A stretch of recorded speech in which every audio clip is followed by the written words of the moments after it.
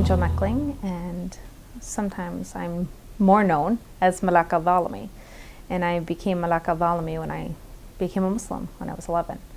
But you know, my journey to Islam wasn't, I guess, at 11. My journey to Islam was much further back. I would say I started to become a Muslim when I was a child, which a lot of people would think, how is that possible? But I was raised without a family. I was raised in foster care, and I don't know if you know what that is, but it's sort of like when you don't have a family, the government steps in and takes control of your life. And that happened to me when I was born. And in Pennsylvania, where I was from, they have this rule where they move you every 6 months. And so I moved my whole life every 6 months, experiencing different backgrounds and families and people. And through all of that, I was a Christian, then I was Buddhist, then I was Jehovah's Witness, so my sense of God was always changing. And I decided, probably about when I was 8 years old, that I would define who God was for me. And I started seeking out God. And I started reading religious books. And I had read the Bible several times. And my issue with the Bible was that it didn't always make sense. And if it didn't make sense to me, and I was only 8, 9 years old, how could it be from God? So I always had the sense that God was real, but I didn't exactly understand how God existed or what God was. But I spent a lot of time praying, and I spent a lot of time at night alone in my window looking up at the sky, thinking God was out there somewhere. And I hoped that he would hear me. And I spent a lot of time praying for a family and for someone to want me and to be wanted and to be loved. And about that time, I had met my birth family. And when I met them, some of them were Christian, but my mom was a satanic worshiper, and my father was atheist. And I was completely taken aback because my life was so religious at that point that I would run away from my mother and go to church and seek out God. And my mom was very much against that. And somehow I ended up back in foster care from abuses of my mother.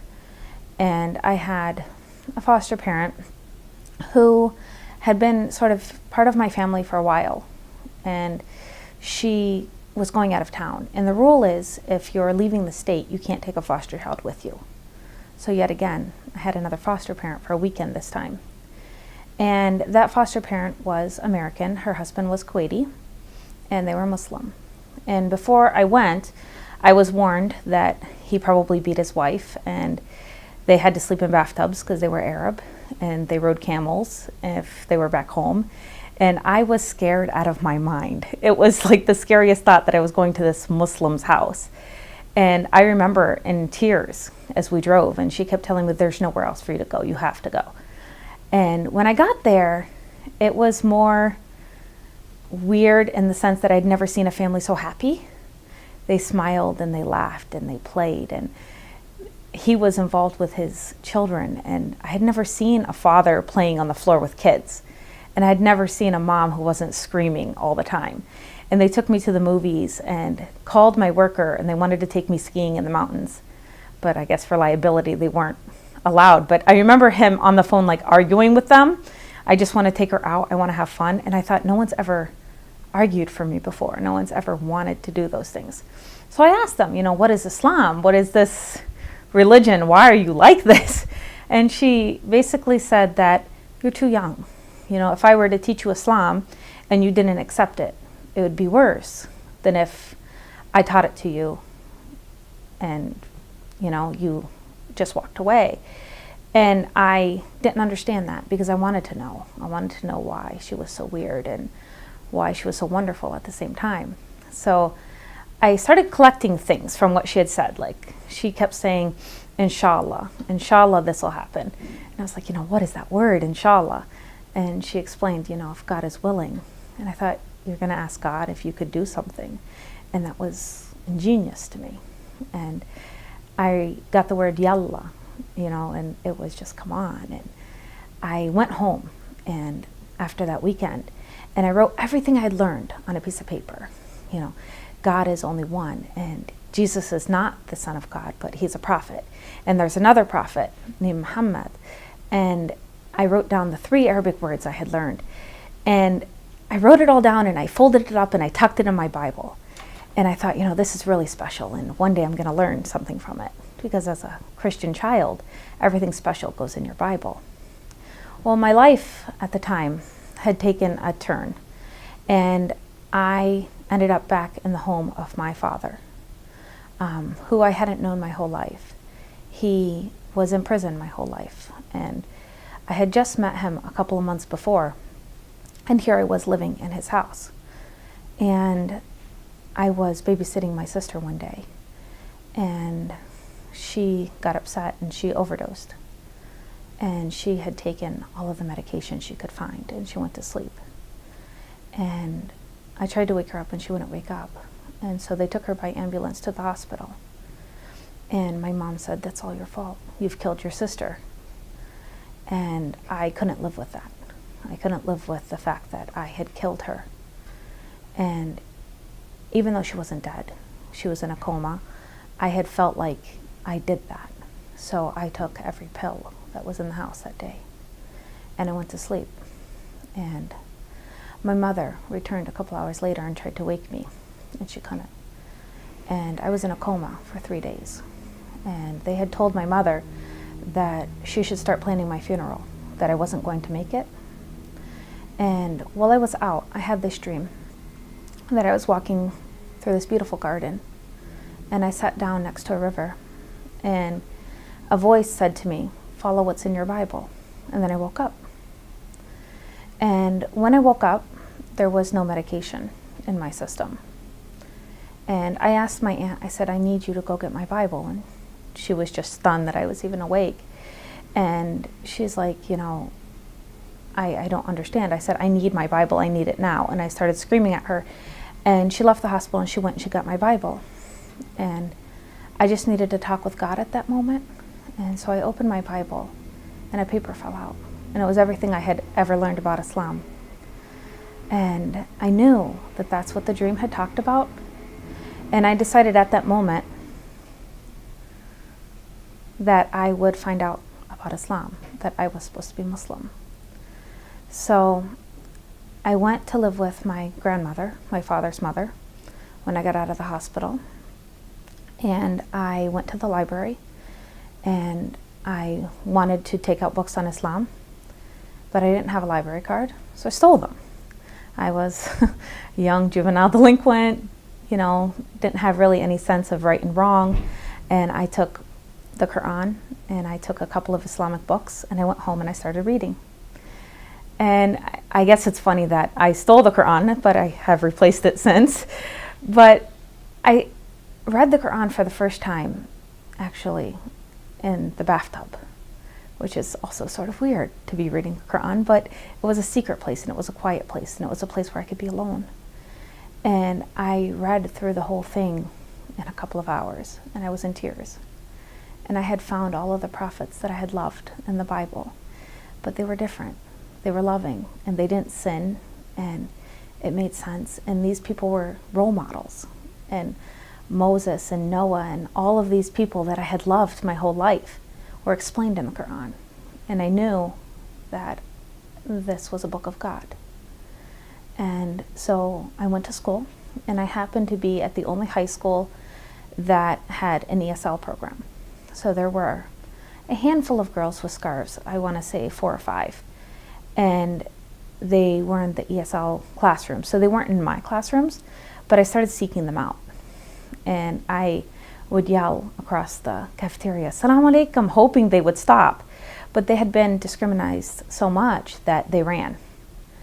And I kept trying, and they thought for sure that I was just trying to torture them or bother them. But eventually one stopped. And we had a conversation. I said, "I need to know about Islam. Can you teach me Arabic? I want to read the Quran in Arabic. I've read it in English." And she's like, "Okay." So we sat every day before class learning Arabic, learning the alphabet and learning simple words. And I still can't speak Arabic, but I was trying really hard. And I decided, I would take Shahada and I would become Muslim. But I was worried. I had just found my family. I hadn't been with my family my whole life. You know, would they accept me? Would they want me?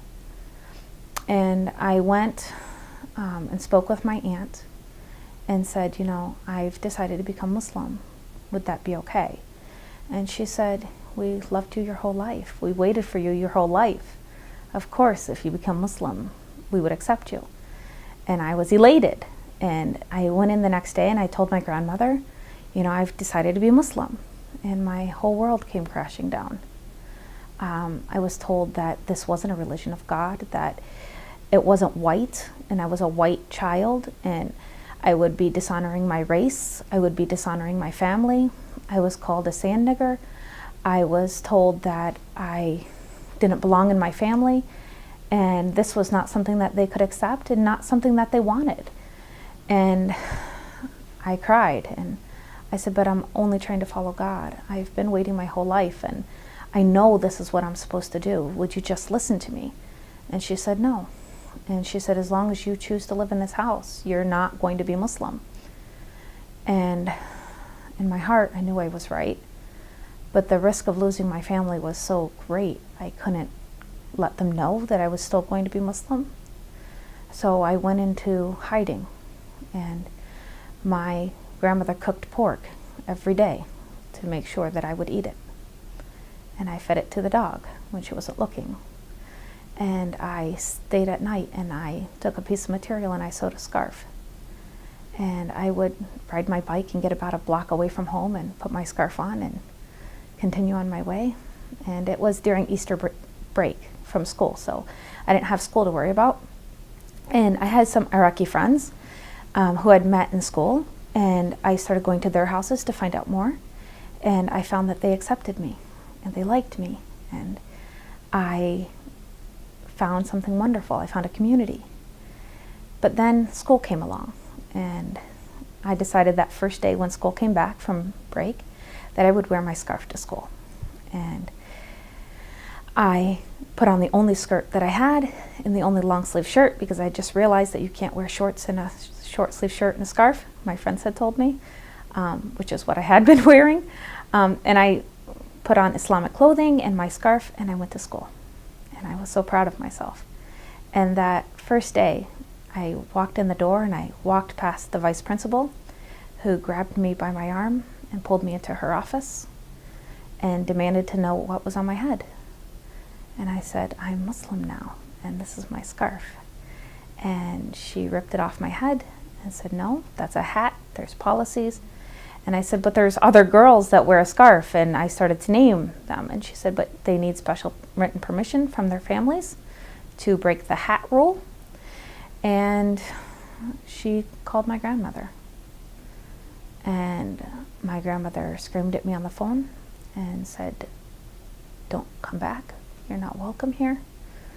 And you're leaving. And she called my worker, and she would deal with me when I got home. And I walked out of school that day with my scarf in my hand, not on my head, in tears, knowing that my whole world had just fallen apart. And I went home to my grandmother, and I had hoped to just apologize, and I didn't mean to go against her, but I felt I had to be Muslim. It wasn't a choice at that point. And when I got home, she met me at the door and she said, I've called your worker, you're leaving in the morning. You can either pack your things and leave now, or you can wait for him in the morning. And I grabbed my Quran, and I grabbed my scarf and a photo album, and I walked out of her house. And I went to a friend of mine who was Iraqi down the street to say goodbye, because I figured I would be gone. I had a placement set up that if it didn't work with my family, I would be locked up until I was 21, because I had aged out of the system. There were no more foster homes to send me to, and I had no more family that wanted me. So I just went to say goodbye. And when I sat down with them, they said, you're being locked up because you're Muslim? And I said, sort of, not exactly because I'm Muslim. It's more because I don't have family, but I don't have family because I'm Muslim. So yeah. And they said, this can't happen, and there's got to be something we can do. And I said, there's not, in my family, they would never allow me to stay, and I have nowhere else to go. So they called a imam from here in Michigan, and they told him my situation, and he said, well, bring her to Michigan, and he would hide me. And so I stayed that night, and the next day there was supposed to be a lady that came. She was from London, her husband was from Iran, and they were going to drive me to Michigan. And they were all sitting, and the women were in the back of the house, and the guys were in the front having tea, and they were talking about my situation, and there was a knock on the door. It was the police. They were there because there was only a few friends that I had in the neighborhood, and they suspected that's where I was. And my friend's father let him in, and my worker sat in the front with a male police officer drinking tea, and he came back into the back room, my friend's father, and said, they just want to talk with you. They're not going to take you, it's just a conversation. And we knew darn well they were going to take me, they were just saying that to him.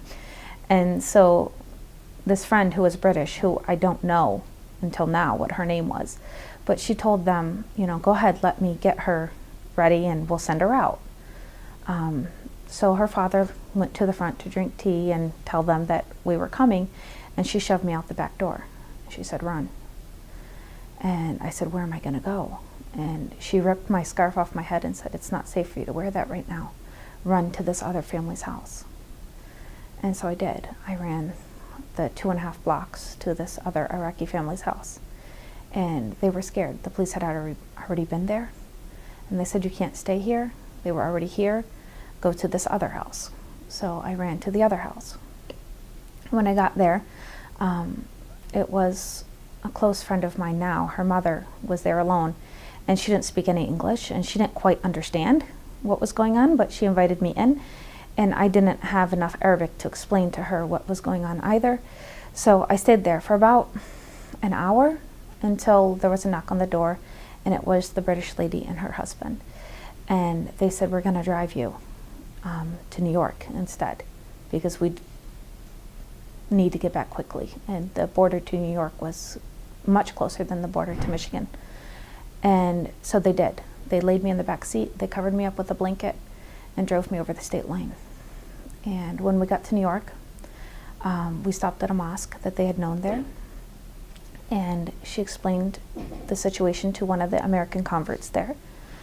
And she said, you can't tell anybody what's really going on. This is your sister, and you need her to get to your mother, who's in Michigan, and just ask them to put her on a Greyhound. And she handed me another Quran, because I had to leave everything back in Pennsylvania when I ran. And she said, if you have nothing in the world, but you have this book, you have everything. And so I took that Quran, and I spent the night in the mosque. And the next day they put me on a bus, and I read the whole way here. And when I got here, there was an American lady that came and picked me up at the bus stop. And I stayed with her for a couple of months, and it was wonderful. I read every day. I walked to the mosque that was on Warren Avenue, and I prayed every day, and I was finally becoming who I always wanted to be. And then I swallowed a pin, a hijab pin. I had held it in my mouth while I was putting it on, and I swallowed it. This was maybe 6 months after I had initially ran, and she was out of town at the time, and she's like, I think you'll be okay. And then the more people I called, they're like, no, you're going to need surgery. If you swallow a pin, it could kill you. So I went into the hospital and explained that I had swallowed a pin, gave them a fake name, told them that I was Malak Mishamish, and I was Lebanese, and my parents were in Lebanon, and I was here alone, and I had swallowed a pin. So of course I was admitted. I had surgery a couple days later, but the night before I had surgery, I called my great-grandmother, and I said, Grandma, I'm in Michigan, and I swallowed a pin, and I'm so scared. I'm supposed to have surgery in the morning. I don't know what to do. And she said, just tell them who you are. You can come and stay with me if they'll let me. I'll fight with your worker, and we'll try to get you to come here, but just tell them who you are. And so I did. And when I got out of the hospital, I was arrested and I was taken to a juvenile detention center here, where I stayed for 3 months. Well, they were working with how to ship me back to Pennsylvania. I was ridiculed. I was beaten because I was a Muslim runaway. Then I was taken in handcuffs to a plane. I was handcuffed until we actually entered the plane. They were removed and then put back on when the plane landed. I was arrested at the airport, and I was locked up in juvenile detention in Pennsylvania. And I was taken in by the FBI, and I spent hours sitting with them. They wanted to know who helped me, who transported me across the border, who had I stayed with. They knew names. They started naming every single person that had helped me, and I denied it. And they said, "But who helped you?" And I said, "Allah." And I repeated Allah for hours. And they threatened me that if I didn't tell them who, that I would be locked up the rest of my life. And I said that was okay. Allah helped me. And somehow I made it through that, and I was in a cell, alone, in solitary. And I was stripped of my clothing and my belongings, and I guess they were trying to scare me or intimidate me. And when I was there, I spent my whole time in sujood and asking Allah for help. And, remembering the story of Imam Hussein and what they did to his family, and hoping that I would have the strength of Sayyida Zainab and have the strength to get through this, and thinking of myself in the prison cell, and remembering his family in the prison cell, and asking for help. It's hard when you're sitting alone and scared and no one's around, and remembering that you're not alone, that Allah has been there your whole life, and knowing that the family of Imam Hussein lived through it too. I had the strength to live through it. And I had the strength to remember that Allah has always been with me and would always be with me, and I could make it through. And 3 days later, there was a man that came to my cell that explained that the judge had released my case, that my great-grandmother had agreed to take me, and she was taking custody. And I was released without anything else. It was just like the doors were open and I was free to go. And I went to my grandmother, and I told my grandmother, "Grandma, I gotta go back, right?" And she's like, "I know. I just couldn't leave you there." And I thanked her and I kissed her, and we talked about Islam and Christianity, and she said, "I know, if I wasn't the age I am, I would be Muslim. Your strength has shown me that God must be real in Islam, because no one could go through that." And I came back to Michigan, and I stayed with friends. And I was back and forth until I was about 14 years old.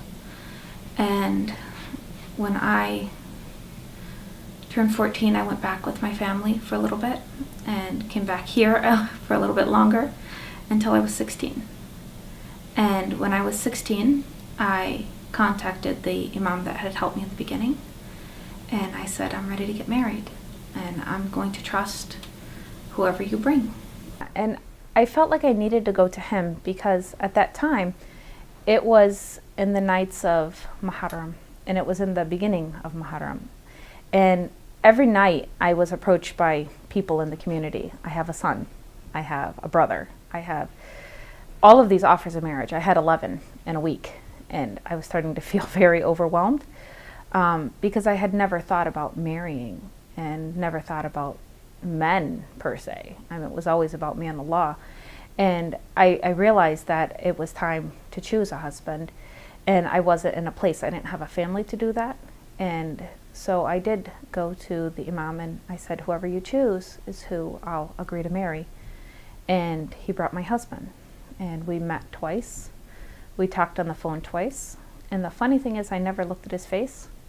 I kept my eyes down the whole time, and I looked at my feet and my hands, and I was extremely nervous because we were meeting for the purpose of marriage. And the second time we talked on the phone, he said, I'm coming tomorrow to make the akad. And I said, okay. So I guess that was the equivalent of asking me to marry him. And so we had gotten married within a week. And we had a simple ceremony in my friend's living room. The imam and 2 witnesses that were girls, and I think 4 or 5 guys. And we went out to a restaurant, and that was my wedding. And we had spoke, would we have a big wedding? And I said, I wanted my family to be there, and they would never accept me. And he's like, I want my family to be there too, but they're in Iraq. And I'm here alone too. And he had just had some brothers. And so for us, we decided that it was me, him, and Allah. And that was the perfect way to start my life, I think. And I've been married now for 17 years and have 6 beautiful children. And you would think that everything is okay now. And I would tend to agree. Allah has replaced what I lost with something that was so much better. He gave me a family, but I still long and still want acceptance from my family. And I've tried to contact them several times. And I realize that when I went back these last couple times, that Allah protected me from them. My family still smokes marijuana and drinks on a regular basis, and they live in a way I would never want my children to see. We pulled up to my mom's house last time, and my kids said, are you sure this is a house? This looks like a shack. Do we really have to go in there? And we knocked on the door, and there's cardboard on the windows, and it smells bad, and their priorities are so different. Their goals in life are so different. And that could have been me, but it's not. Allah replaced everything that I had lost. All the family that I had ever searched for was something so much better. So it's nice. When I became Muslim, I gained a community of people. I was always told that Muslims would never accept you, Muslims would never want you. It takes years to get in the Muslim community, I was told. And it didn't for me. I always found love with every Muslim I had encountered, and it's strange how different life has become for me. When I had first gotten to Michigan, I didn't know that Islam was divided. I thought that Muslims followed the Quran and that was the end of the story. And when I got here, I was asked, are you Shia or are you Sunni? And I said, what? Am I what or am I what? Islam being divided was a thought that had never occurred to me because Allah had made all of the decisions for me to become Muslim. So how could I possibly decide? And the imam that brought me to Michigan sat down with me in the mosque, and I asked him, I said, what is Shia, what is Sunni? And why is it so important for me to decide? And he said, well, let me explain it to you like this. After our Prophet died, not everybody agreed with who was in charge. And there are some people that stayed with his family, and there are some people that went off with his friends. And that's how Islam originally divided. And I said, but wait, wouldn't his family know him best? Weren't these the people that he loved most? Weren't these his people? Who are friends when you look at family? And the imam smiled at me and he said, that's exactly the point. And at that point, I realized that Shia wasn't a choice for me. It just always was. I had searched for family. I had searched for love. And of course, the people that our perfect prophet, who I had known was sinless, would have a perfect family. And so being Sunni was never an option for me. It was always being Shia and always loving his family. And at a certain point, I started studying who are these people, who are his family. And when I started reading their stories, I realized they were almost like the prophets in the Quran. They were almost like the prophets in Christianity, and that their life wasn't easy. Their life wasn't just given to them. It wasn't like a monarch who had, children who were raised with a silver spoon in their mouth. Instead, these people struggled for Islam. They laid their life down for Islam. And I realized that these were role models set for me. These were people that I could understand. They were human.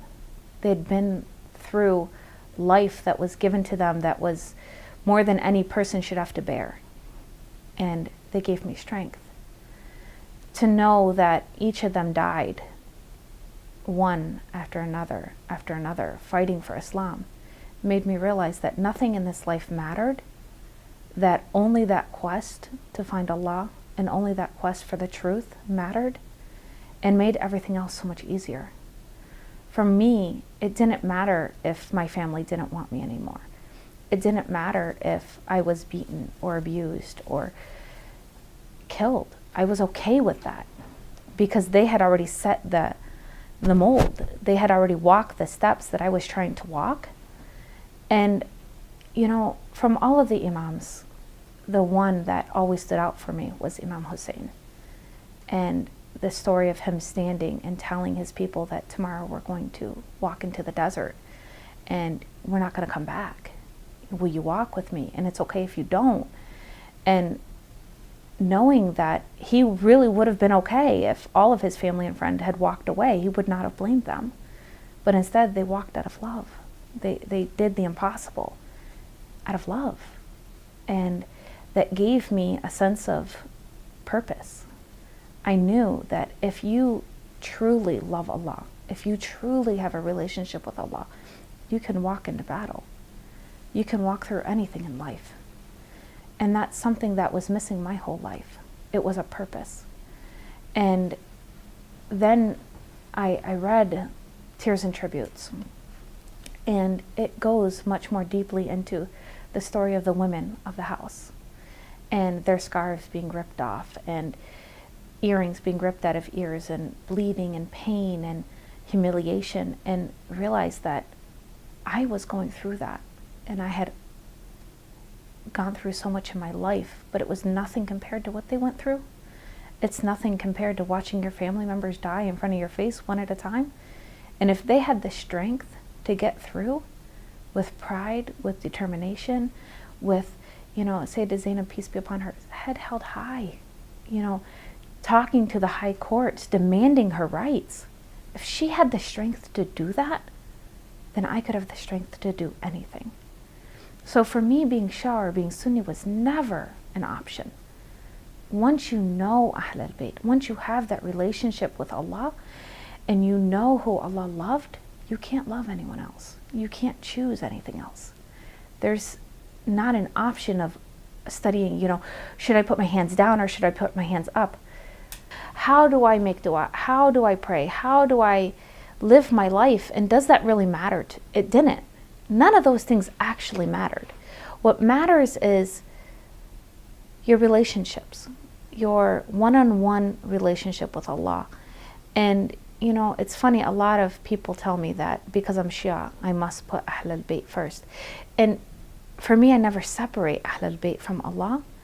Ahl al-Bayt to me is someone, something, some belief, some ability for myself. You can't base your life off of a prophet. You can't hope to achieve prophethood because you're not a prophet. You can't hope to be perfect like them because they're prophets. But Ahl al-Bayt wasn't divined by Allah as a prophet.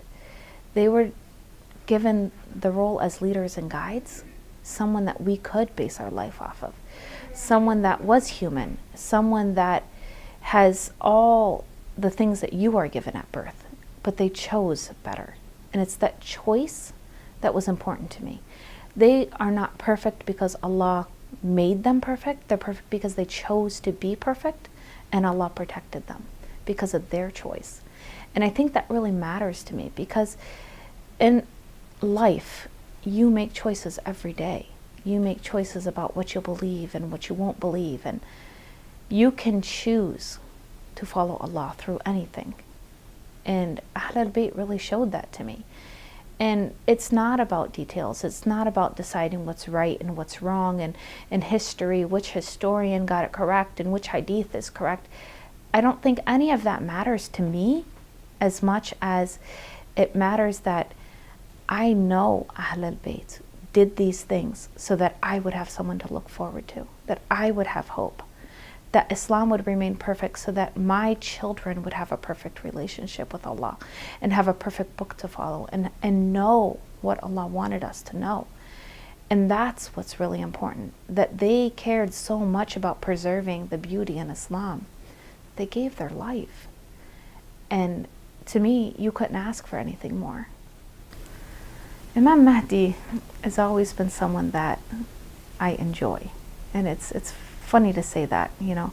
Out of all respect, I enjoy the idea of Imam Mahdi. He was a child when he was taken. And it gives you that sense of mystery in Islam. It gives you that sense of excitement in Islam. And knowing that at any time he can come back. And at any time he can take this world and change it into what it is, into what it's supposed to be. And it gives you hope to go each day and know that there's a living Imam. There's someone alive that can help. And at any time he can come back and take control of your life, take control of the world's affairs, and know that everything can be perfect. It's very hard looking at the world now and looking at the state of Islam and walking down the street and seeing Muslims that are just so careless with their Islam, and raising my children in an imperfect world. But knowing that they have an Imam that is alive, that's not 10 million years ago, that maybe they might have had a story. That's what my children often say, that how could we possibly believe these stories that happened so long ago? How could it possibly be real now? How can it help me now? And Imam Mahdi gives you that hope. He is here now. You may not be able to see him, and he may not be walking on earth, but he's alive, and he's our Imam. He's our follower. He's our leader. He's the one that is guiding our lives, even if he's not right next to us. So Imam Mahdi to me is hope. It's a choice to be part of something greater than ourselves. We often hear about Imam Mahdi's army, and would we be willing to march into battle with Imam Mahdi? And I don't think the choice is would we be willing, is would he accept me? Am I going to be good enough? I've been willing years ago. I've been willing to die for Islam from the moment I became a Muslim. But am I making sure that I'm raising children in this world? Am I making sure that my mannerisms and my behaviorisms would be acceptable enough to be part of his army? I think that's something we all think about every day. Much more than, can I get to heaven? Can I get to hell? Those are far away. And yeah, I think about those things, you know, am I going to make it through Judgment Day? But I also feel like Imam Mahdi will be in my day, inshallah. And I hope that he will be in my day, inshallah. So for me, Imam Mahdi's coming is much closer to my heart, because I know that at any moment this could happen. And I know that Allah is just waiting for us to be ready. Thinking about Islam and being a Muslim is what every human being is already. It's already inside of you. It's not something that you need to become or something that is so out of reach. Allah has always been with you, will always be with you. And Allah will make the transition so much easier because of the love for Him, not because of the choices that people say around you. And you will get a lot of slack, and you will get a lot of people that don't agree with your choice, but it's not ever been about them. It's always been about your relationship with God. Islam has always been a religion of strength. Islam has always been the strongest, most powerful strength known to man. And if you trust that strength, Allah will help you through it. And I did lose my whole family. I don't have any relationship with them. But Allah replaced it with so much better. And He's been doing that throughout time. And there's not a moment that I would ever trade There's not a second that I wish didn't happen or that I could go back and change. Like, if I could go back and not tell my grandmother, would I choose to do that? Would I wait until I was older? Would I wait until the circumstance was better, where I was more equipped to handle things? No. If anything, I would have become Muslim years before, because Allah guides everyone every day, whether or not you choose to listen. So it's never been a choice to follow Islam. It's always been a choice to live your life for something greater. A choice of pure love. A choice of doing things in your life because you've been shown this is the way to do them. I never fell into a life that many Americans do, where, they're drinking or dating or these things, because I've always known that God wouldn't accept that from me. I didn't need a book to tell me that. I didn't need a religion to follow to know that. I've always followed my heart, and I guess through all that I've been through, and through all of the pain, and through all of the humiliation and abuse, it's made me so much stronger. And I thank Allah for it. It's really something to thank Allah for abuse. But I'm so strong now. And I'm so much different than what I used to be. And I love much deeper than I ever loved before. And I see much clearer than I've ever seen before. And when I look at people, even people that some people say are bad Muslims or bad Christians, I don't see that anymore. I see that Allah is still working with them. And Allah is just waiting for them to open their eyes. In the Quran, it does say that Allah has placed a veil over their eyes and their hearing. And I can see that now. And I guess it's so easy to just lift it off and walk and trust. And so for people that are thinking about Islam, I would say, if you've thought about it, Allah's already been working for you. And it's time to just trust that.